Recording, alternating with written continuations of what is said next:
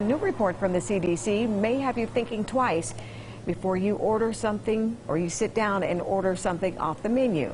NBC4's Danielle Grossman is at a restaurant in Upper Arlington right now to tell us why. Danielle.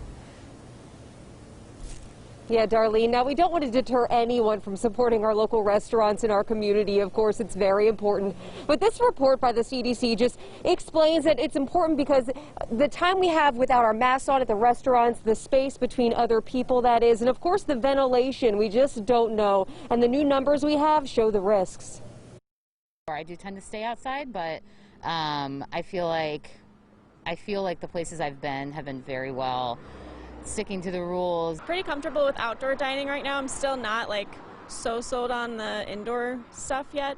Most people say outdoor dining is key, and according to the CDC, you're at a much lower risk when you're doing anything outside. We're just trying to do everything in our power to make sure that people feel safe and that people are safe when they dine here. Ohio has allowed restaurants to open up at limited capacity for a few months now, and many have been taking advantage of both indoor and outdoor options. I think I was just kind of fed up with being inside. But in a recent CDC report, 314 adults were tested for COVID-19 and asked about their activities during the 2 weeks before the test. About half of those people tested positive.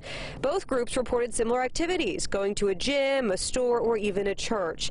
Now, the study shows those who tested positive were twice as likely to have eaten at a restaurant in those 2 weeks than those who tested negative. Kathleen Day, owner of Catalina, says the study doesn't show the full picture. I think as long as we're following guidelines, using there are filters on air, making sure our air filtration systems and HVAC are up, top notch. And the GM of Lupo in Upper Arlington says with so many new reports and ever-changing data, they're just doing their best. It's tough. I mean, we're lucky to have the space that we have. So even with this new data, people like Maggie say they'll continue to go out, but also be mindful of their surroundings. I'm just doing the best I can. Now, of course, I reached out to an infectious disease specialist to get his response on this report and, of course, give you some tips on what to consider next time you dine out at a local restaurant, indoors or outdoors. Head to NBC4i.com for that report. Local for you in Upper Arlington, Danielle Grossman, NBC4.